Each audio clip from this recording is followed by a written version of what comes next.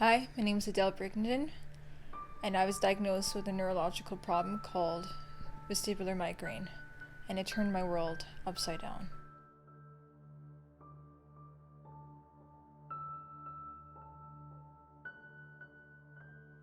I'm 21 years old. My interests are acting. I play the guitar.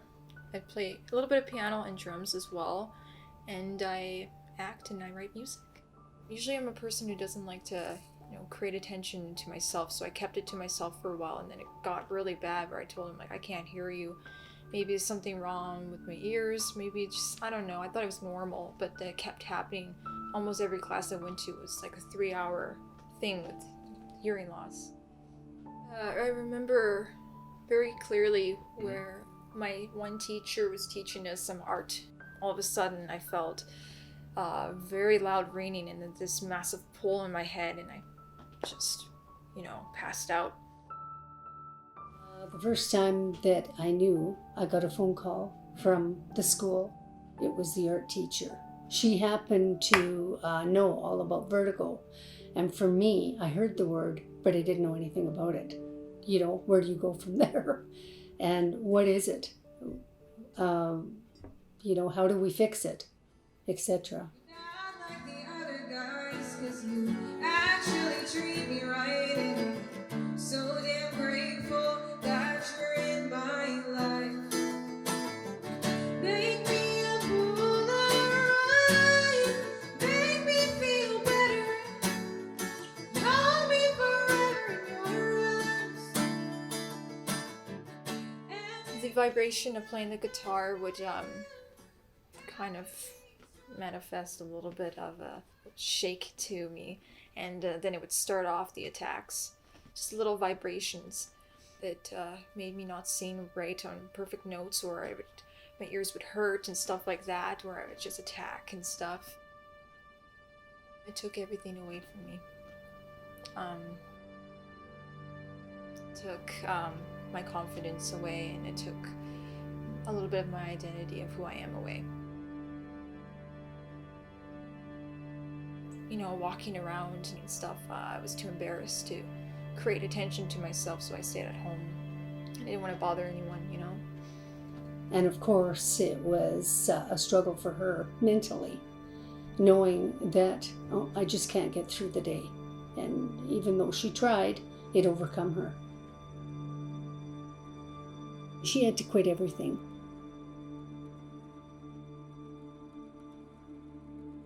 Karate, well, there's no way that she could stand up on her own. She couldn't. Her world just stopped. And even if she could look at something and read, she couldn't do that either. Her world became very small. At school, the only way that she could get around is a wheelchair. So we had to rent a wheelchair. Some friends assisted her when they wanted to. At home, her world became very small because her friends were in school. All that she could do was lay in bed. The world was spinning. She would see double or black, dry vomiting. It was rare, very rare. She could sit down and have supper with us.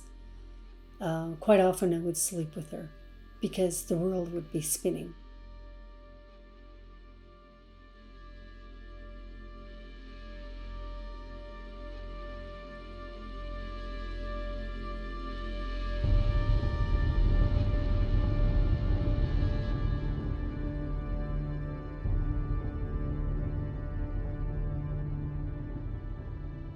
So, where do we go from there?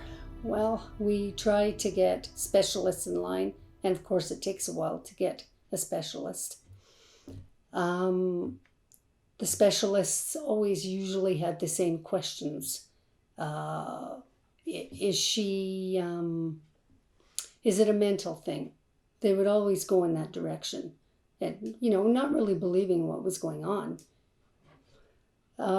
Let's see, MRIs and all these different tests. ENG, VNG, that's water in the ears, pressure, just to determine, is there anything else underlying it? And they usually came negative. So that was, That was not very good because we wanted an answer. We weren't getting an answer.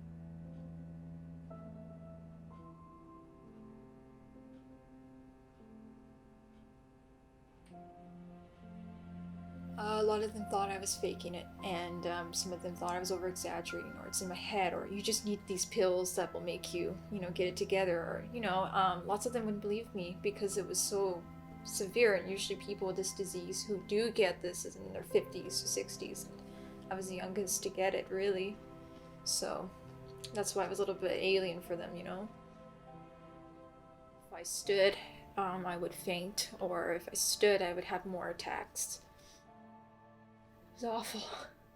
Yeah. Adele comes to our home studio for singing and guitar lessons. So she works with my husband, who's a guitar instructor. We work on technique, we work on breathing, we work on alignment, and expression in most recently her original songs that she's been working on.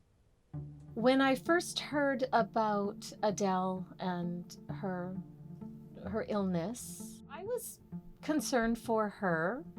And when she had to stop taking lessons, I understood. It was difficult for her. Sometimes when she was here, after a lesson, it seemed like her symptoms increased, they worsened, so she would be more shaky. She had a hard time, and so they did have to stop for a while. For Emily, she's been, that person who adopted me to the friend group when I was about 18. We knew each other in high school, but not enough where we were friends. It was just acquaintances, and she took it upon herself to put me into this group, and all of her friends helped me at the parties and stuff like that, and they were very sweet about it. They weren't afraid about it. They asked questions about it too, and they were very nice about it. And she's taken me to malls, we've gone shopping, we've hung out, and she knows where my threshold is. If it's too much, she knows to just chill and do whatever I need to do to maintain this disease. I know Adele through high school. We were in choir together, and we just continued to start to hang out more and sing together and find more and more things in common, and she's one of my best friends. I think that the biggest way I helped Adele was just like being there for her. So I know a lot of her friends, they'd either not really care or they didn't really believe her, but I think just having that support really helped her overcome what she was going through. Some people would think that she was faking it, so if something were to happen and she was in her chair or something, they wouldn't really care. They wouldn't open the doors for her, they wouldn't make sure she was okay, and then just people calling her fake and saying, "Why are you lying?" about a ton of different things, and so obviously it's really hard for her to just take that on her own. I think that her disease isn't something that's physical. Well, like, it's physical, like stuff happens, but you can't look at her and say, "Oh, she's wearing a prosthetic limb, like we should help her in whatever way we can." It's something that's not as visible unless it's actually happening, and so if you didn't know and you made a loud sound or shone a bright light in her eyes, then something could happen. So if you don't know about that and then all of a sudden she's seizing or something like that, then you'd think, what is wrong with her? What is she doing? And some people, unfortunately, are just rude. Like, they just don't care at all. So I can see why some people would kind of disagree with what's going on. Adele had been my student for a few years, and she had come a long way. I had her almost to the point where she was maybe a few months from possibly working towards a black belt, and that's when she became sick. And then she wasn't. She had to stop coming to the dojo to train, but I kept running into her mother in the community, right? Sometimes just over coffee. And so one day the mother told me that Adele was starting to suffer a little bit of depression just from being at home all the time. And so I finally decided to ask her, I hope she's not coming to dojo because she doesn't think she can do it, right? She can still do karate, because I've seen people do karate in wheelchairs and with canes and with walkers. We had gone finally to Vancouver because she had her tonsils out in Vancouver because they wouldn't do it here. So we paid for it. So we went through that specialist, and he recommended someone in California. So we went to California. He knew exactly what it was.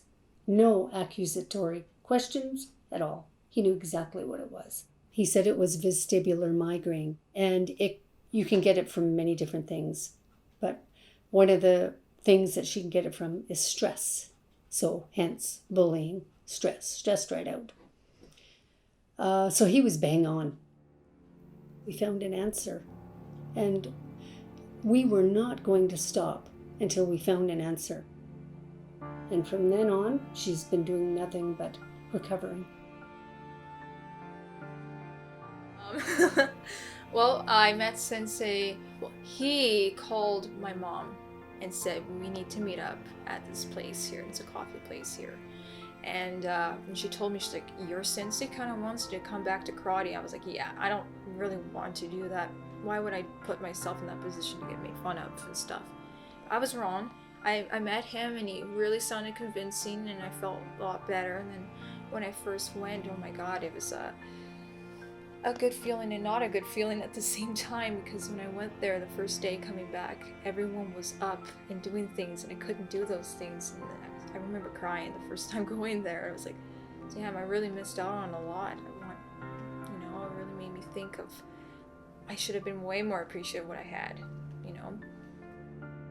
And I really wanted to encourage her because I knew she had a lot of fun here at the dojo when she trained.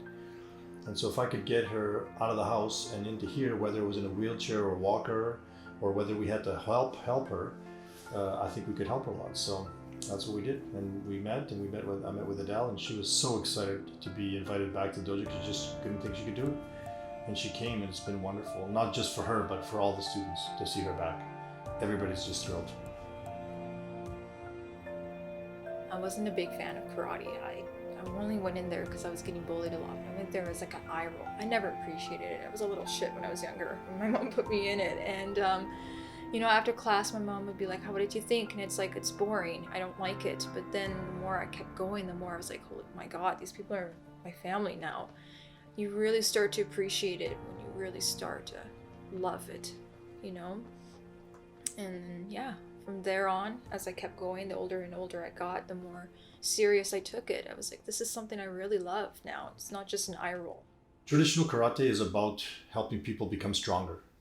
And I think in my own dojo, we've helped people, right, with different ailments, not like Adel's, right? But I've had students get a black belt with one leg, right? And they lost their leg in an accident, right? And so I've seen it in Okinawa as well. I travel to Okinawa all the time. I saw people there, right, being helped and doing karate in walkers or even sitting on a bench because they couldn't stand, but they still practice their karate. So once I relayed all these stories to Adel, she was just amazed that she could still do it.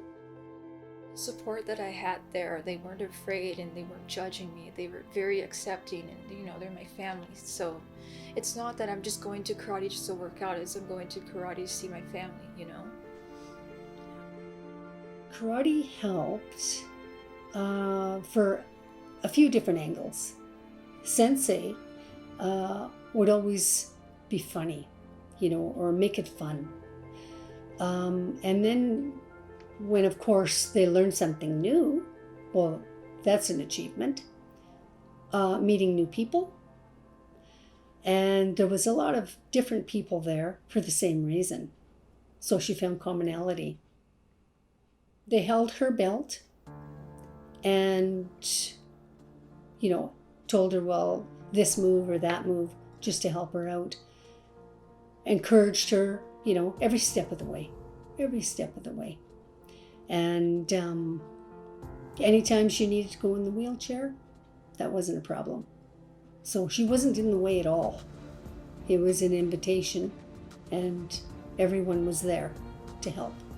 So when Adel returned for lessons, and most recently, I'd say it's been about a year plus now that she's been back fairly consistently, but there have been days where it's been more tricky. So on those days, and she insists on coming, which I think is so impressive. She is such a strong, young woman, and to have gone through what she's gone through, and to remain positive and to still want to come to lessons, I think is a real credit to her character and her determination.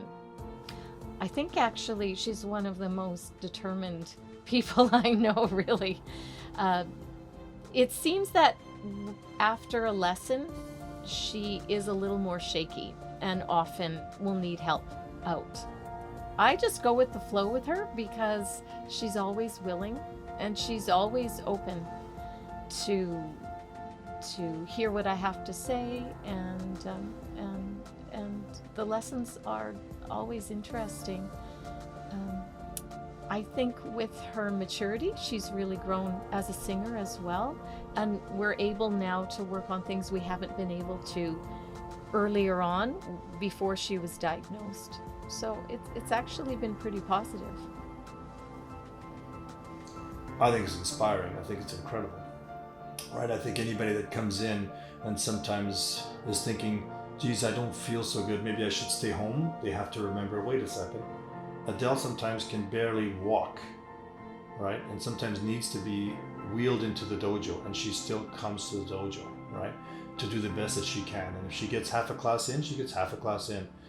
Because I've told her that it's better to get a half or a quarter of a class than no class at all. And that's the philosophy I always run my dojo by, right? Whether you're afraid because you might be late, don't worry about it. Just come in when you can, right? And if you're feeling a little under the weather, do what you can, right? Adele taught me the strength of when you really want to do something, that nothing's going to stop you. And she has said to me at times, because I've asked her, are you okay coming, or do you want to take a break? What do you need? And she said, no, I want to do this. This makes me happy. I just feel like she's taught me about how we can overcome obstacles, and she's very strong. Beginning was destroyed. That was beginning. Middle was, Mom, I'm doing the best I can, but I don't know if I can do it.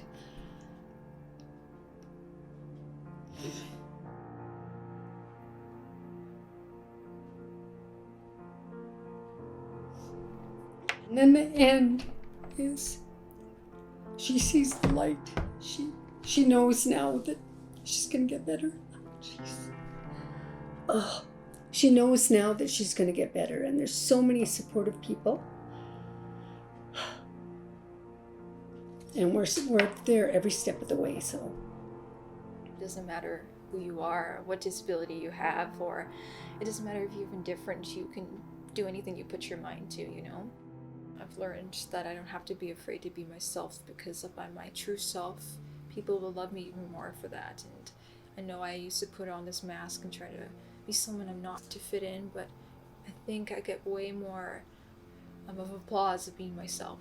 And I encourage others to be themselves too. It sounds like a cliche, but it really, you need to be yourself, because, you know, there's only one you in this world, and no one can be like you.